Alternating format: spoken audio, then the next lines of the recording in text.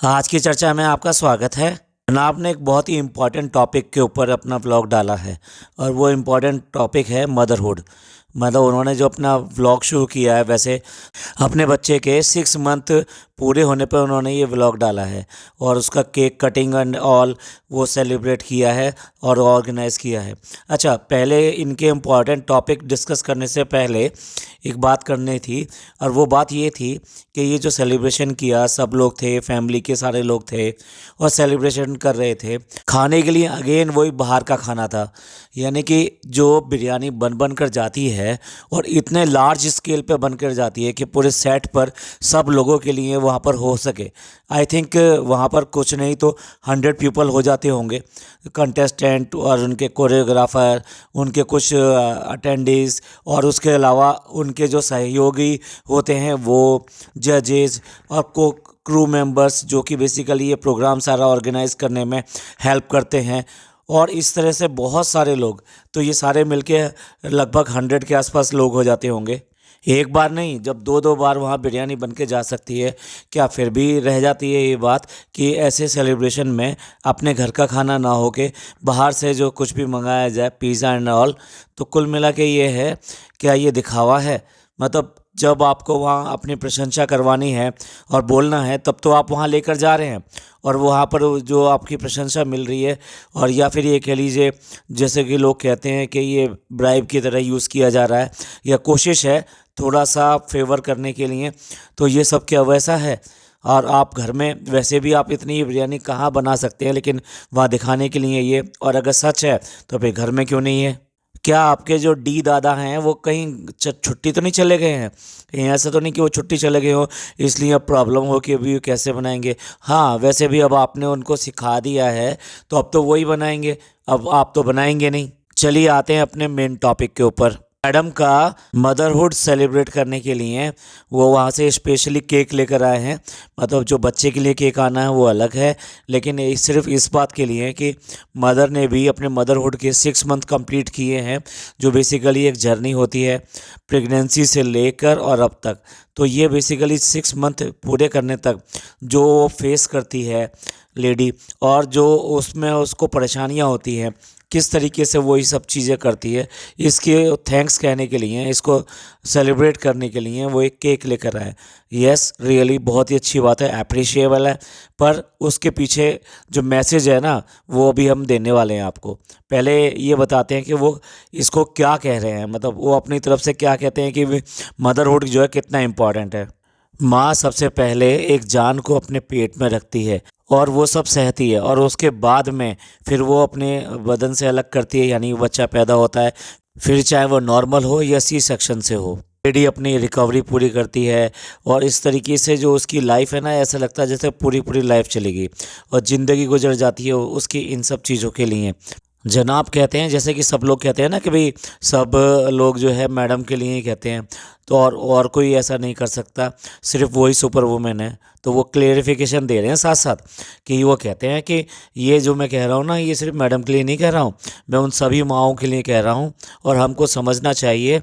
और मैं ये इसलिए कह रहा हूँ क्योंकि मैंने ये देखा है। अब देखिए कितनी अच्छी बात कही है जनाब ने कि एक मदर को क्या क्या प्रॉब्लम होती है, किस तरह से वो बच्चे को दुनिया में लेकर आती है, और दुनिया में लेने के बाद में भी उसकी जो प्रॉब्लम्स हैं वो कम नहीं होती हैं।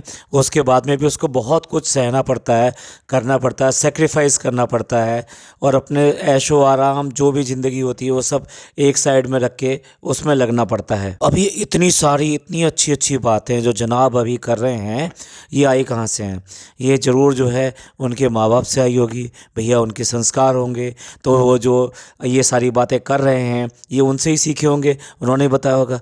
अच्छा अच्छा अच्छा, ये हम बात कर रहे हैं उन माँ बाप की जिनकी जो अपनी माँ थी वो इस तरह से मरी कि वो उसका आज तक जो है सब लोग चर्चा करते हैं गांव में, वो किस तरह से तिल तिल के मरी और उसको इलाज भी नसीब नहीं हुआ। यानी खाने पीने की भी उसको दिक्कतें थी, उम्र बहुत ज़्यादा हो चुकी थी। आई थिंक समथिंग 80 के आसपास उनकी उम्र होगी, या 70 और 80 के बीच में होगी। ऐसी हालत में जब वो बीमार हैं, खाने के लिए दिक्कतें हैं, दूसरी जगह काम करती हैं वो अपनी आजीविका चलाने के लिए, उसके बाद में बीमार हो जाती हैं तो बीमार के लिए देखने वाला कोई नहीं है, पैसा, दवा और खाना कुछ भी नहीं है उनके पास में। ऐसी हालत में वो तिल तिल के वहाँ पे मरी हैं। और अगर उनकी बात सही है, जो एनएफ और बाकी लोग कहते हैं कि वो एक नाली में पड़ी हुई मिली थी, मतलब साइड में जो नाली होती है, और उसके बाद में अड़ोसी पड़ोसी लोगों ने, कुछ लोगों ने उठाकर उनको हेल्प करने की कोशिश करी, तो कुल मिला के वो इस हालत में जो है उन्होंने अपनी जान दी थी, मर गई थी। और मरने के बाद में भी कोई भी वहाँ तक नहीं पहुँचा था ये देखने के लिए कि उनका अंतिम जो चेहरा देखना होता है ना, कि अंतिम चेहरा देख सकें, या फिर उनका सही तरह से फ्यूनरल जो होता है वो कर सकें। जिस तरह से जनाब बता रहे हैं कि एक माँ किस तरह से बच्चे का पालन करती है और किस तरह से उसको जन्म देती है, अगर हम इसको बताने की कोशिश करें कि वो दूसरी माँ किस हालत में मरी थी और कैसे कैसे मरी थी, तो उनको अच्छा नहीं लगेगा, या फिर ये कहेंगे कि ये बहुत ज़्यादा बढ़ा चढ़ा के और इस तरह से बातें कर रहे हैं। और ऐसी बातें करना ठीक भी नहीं है, क्योंकि वो दर्द जो है ना, वो दर्द महसूस होता है जब हम ये सारी बातें करते हैं, या कोई भी अगर सुनता है अगर माँ के लिए कि किस तरह से माँ के अंतिम जो समय था वो किस तरह से गुजरा और किस तरह से उनको तिल तिल के मरना पड़ा, तो ये अच्छा नहीं होगा। तो इसलिए हम ये कहना चाहते हैं कि वो भी एक माँ थी और ये भी एक माँ है। क्या बात है, आज बड़ा ज़मीर आपका जाग गया। आप भी तो थे ना जब। अब आपकी बात करते हैं। आप भी पढ़े लिखे हैं, समझदार हैं, समृद्ध हैं और सब पैसे और सब चीज़ों से पूर्ण हैं, और आप उसका आंसर क्या देते हैं कि भी फादर जो है उस टाइम हॉस्पिटल में थे। अरे यार, यहाँ से आपके लखनऊ की फ़्लाइट जो है लगभग 2.5 घंटे की होती है, 2.75 घंटे की होती है। कभी भी कोई भी वहाँ जाकर उनको देख सकता था या फिर उनके फ्यूनरल में पार्ट ले सकता था, और फिर उनको इस हालत में छोड़ने से पहले, इसका मतलब ये है कि आप लगातार लगातार उनके ना तो टच में थे, ना उनका ख्याल कर रहे थे, ना उनकी खबर ले रहे थे। नहीं तो उनकी जब जैसे इतनी तबीयत ख़राब हुई थी और ये हालत थी, तो आप उससे पहले ही आप जो उनको बुला लाते और अपने साथ रखते, तब तो आपके फ़ादर बीमार नहीं होते ना, उससे पहले ही आ जाते और आपके फ़ादर को भी बहुत ज़्यादा खुशी होती। तो कुल मिला के ये है कि आपकी वाइफ जो है, आपके बच्चे की माँ तो माँ है, और बाकी कोई माँ नहीं है। आपने जो माँ का दर्द महसूस किया है ना, वो थोड़ा सा अधूरा रह गया।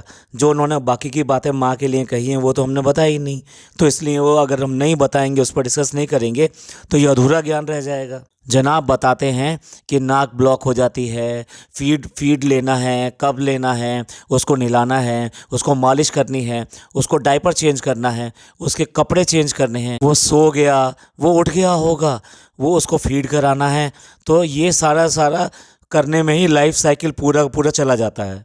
जनाब के मुंह से ये सारी बातें सुन के बहुत बहुत बहुत अच्छा लगा कि वो एक माँ को बड़े करीबी से देख रहे हैं, कि वो एक माँ जो है किस तरह से बच्चे को पालने में अपने आप को बिल्कुल खो देती है और अपनी ज़िंदगी भूल जाती है।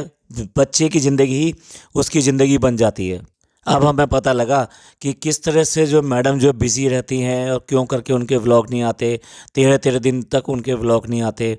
वो बात दूसरी है कि ये जितनी बातें कही हैं ना, बहुत सारे व्यूअर्स जो है ये जानना चाहते हैं कि ये सारी चीज़ें क्यों नहीं कर रहे हैं, ये क्यों नहीं कर रहे हैं।